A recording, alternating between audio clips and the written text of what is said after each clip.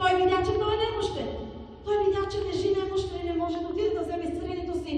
Но не му каза, човече, бъди изцелен, а му каза, човече, прощавате се греховете. Защо Христос му каза, че му се прощават греховете? Нима той не е видял, че той се нуждае от изцеление. Защото, скъпи брати и сестри, грехът, който лежи в човека, пречи за нашето благословение и изцеление. Грехът, който лежи в човека, пречи за това ние да получим от Господ, което искаме. Затова аз чух нашата сестра, която се помоли, много правилно се помолила пред Господа. Тя каза, Господи, прости греховете ми, покайвам се, защото аз съм грешна и достойна. Повярвай, когато се помоли с истинската молитва, Бог ще даде избавление на твоята дъщеря.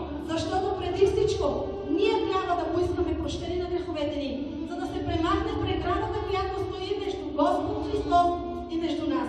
Защото всеки един грях в човешкото сърце е като една преграда, която ти не можеш да достигнеш. Ако аз искам да достигна от нататък, аз трябва да обиколя тази колона и тя стои като преграда между мен и сестрата, която стои отзад. Когато има преграда между нас, т.е. грях в сърцето ни, тогава Господ Исус няма да дойде да извърши чудото в живота ни, повярвай. Когато ние очистим сърцето си от грях, когато стоим истински пред нашия Христос и искаме правилните неща от Бога, Той несъмнено ще ни ги даде, защото ние полагаме основата на Христос в живота ти. И казваме, Господи, на основание Твоето Слово. Когато ти изговаряш живот и Слово в устата си, знай, че това ще бъде в живота ти. Защото голяма сила има, Господ казва, усърдната молитва на праведния. Господа ни благослови. Бъдете благословени, вярвайте в Христос. Живейте с Духът на Христос. Поискайте Духът на Христос да ви води да живее в сърцата ви винаги постоянно. Поискайте Духът на Христос да бъде в сърцата ви, защото Той трябва да ръководи живота ви, а не нас. Защото всеки път, когато ние искаме от Господа, ние трябва да знаем, че трябва да поставяме Христос на първо място в живота ни. Ако ние издигаме някой друг в живота си, или издигаме себе си, своето аз в живота ни, тогава знаете, че няма да ни бъде. Ако поставяме Христос в живота ни като начало, поставяме Христос в живота ни като основа, на която да стъпиме здраво с нозете си, знаете, че тогава Господ Бог ще даде винаги това, от което се нуждае човекът. Искам да ви кажа, че ние всички, Христовите войници, ние всички Божията армия сме благословени синове и дъщери на Бога. Знаете ли колко цели изглеждаме в очите на Господа? Може би някой има от нас от братята, може би някой от нас от сестрите, които се омаловажават и си казват, Господ не гледа на мене с добри очи. Няма такова нещо. Аз искам да уверя, че ти си най-ценната личност в очите на Господа, защото Бог те постави и те създаде по своя образ и подобие. О, благословени дух на Господа! Алелуя! Знаете ли, най-голямата ценност в живота ти е това, че Бог те направи по своя образ и подобие. Че Бог те нарече своя син и своя дъщеря. Той ни даде привилегията да бъдем наследници на Христос. Наследници на Христос, защото в Римляни, в 8 глава, 15 стих Господ казва, защото не сте приели дух на робство, а сте приели духът на осиновението. И вие сте наследници с Христос. О, колко е чудно това обещание! Дали някой от нас е забелязал това, което е чел в Словото? Дали някой от нас е забелязал това, което чете в Римляни 8 глава 15 стих? Или просто го четохме така, като стихотворение и го отминахме? Но това е много важно обещание на Христос в живота ти. Бог ни направи свои сънаследници. Според вас какво е завещание и какво е наследство? Завещание е когато ти произлизаш от голямо потекло, голямо семейство и твоето семейство, твоя баща ти дава голямото си наследство. Тогава Господ, когато ни обещава, че ние сме сънаследници на Христос, чии наследници сме ние? На най-великият цар. Халелуя! Благословен е Христос! Ние сме наследници на нашия баща. Но трябва да служим на Господа с дух и истина. Трябва да му се покланяме с дух и истина. Трябва да знаем, че за да бъдем сънаследници на Христос, за да получим това обещание, което Бог ни даде, ние трябва да стоим до край. Защото Господ казва, който стои до край, само Той ще види лицето на Бога. Алелуя! Който стои до край, само Той ще вземе венецът на живота. Алелуя! Нека да бъдем твърди до Господното пришествие, така пише в Словото. Нека да стоим до край, за да може един ден това, което е обещаното от Христос, да си го получим като наша награда. Нека да бъдем благословени, Нека да държим Словото си в ръцете си. Нека да положим Словото на Бог в устата ни. И всяка една изговорена дума от нас да ражда живот във всяко едно сърце, което чуе Словото на Бога. Защото Словото на Бога е живот.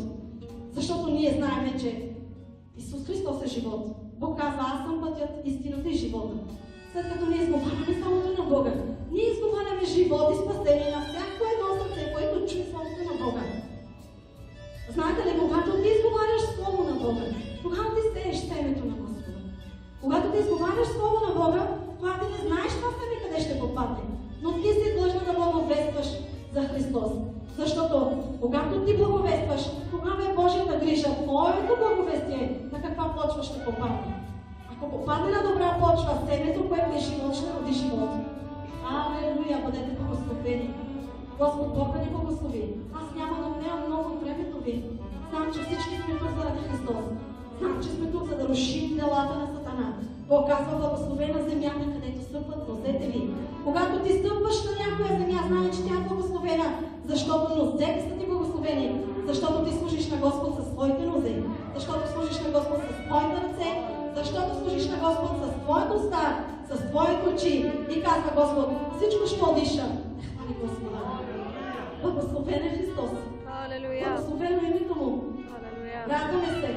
Знаете ли колко често казвам в моите молитви, Господи, благодаря ти, че те има заради мен. Знаете ли колко често си осъзнавам сама, защото съм толкова благословена, че Господ дойде заради мен, за да може един ден да бъда оправдана в името Христово. Знаете ли колко много сте благословени, защото Господ казва, Той ли ви намери, а не ние нас и ние Него. Знаете ли, че Христос ви избра да му служите? Знаете ли, че вашето място не е случайно? Знаете ли, че най-правилното място на един християнин е да бъде в дома Господен? Бъдете благословени. Нека никога да не се отклони умът ни от Христос. Нека всеки път, когато вървим, умът ни да бъде ангажиран от Словото на Господа. Нека всеки път, където и да сме, защото ние сме хора на този свят, нуждаеме се от всичко. Нуждаеме се от работа, нуждаеме се семейството ни да бъде добре, нуждаеме се мъжете ни да бъде добре. Така че ние работим на обществени места. Нека там, където работим на общественото място, Христос да пребъдва в ума ти. Защото който пребъдва в Христос, казва Бог, аз ще пребъдва в Него. Защото когато твоят ум е ангажиран с Христос, когато твоят ум е ангажиран с нещо заради Христос, знаете, че Сатана няма да има как да отиде да те слуши. Защото бойното поле на човека е единствено умът му. Сатана няма да го видиш, когато дойде да воюва с тебе. Той ще дойде в твоят ум.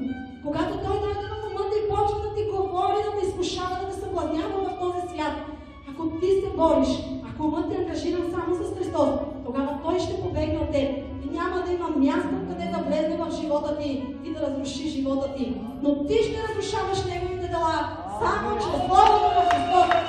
Алелуя! Бъдете благословени. Бог да ви благослови. Аз искам да ви кажа, че на 17, 18, 19 и 20 април бяхме в Виена, в Австрия. И там беше много голяма промяна в сестрите. Имаше там женска конференция. 2 дни имаше женска конференция, на която послужих аз и още една сестра. Имаше там още 2 дни съживителни служения, на които послужиха братята, естествено и моя съпруг беше там. Аз искам да ви кажа, че Бог проработи в сърцата на тези жени. Аз искам да ви кажа, че Господ ги промени още на момента. Още в същия момент, когато аз приключих с проповедта си, те станаха и почнаха да се променят една след друга и казваха, Словото дойде в живота ми на време, защото аз нещо се променя, защото Господ го иска. Знаете ли, Бог в момента отвори духовните им очи. Бог в момента отвори духовните уши. Много е важно днес да чуеш с духовните си уши. Защото всеки един от нас има уши, които може да ги употреби тук на земята, но ти трябва да отвориш духовните си уши. Трябва да отвориш духовният си ум, за да може това, което чуеш, да го разбереш. За да може това, което виждаш, да го разбереш. Да го разбереш с духовните си очи, с духовните си уши, с духовните си сетива, с всичко, що е.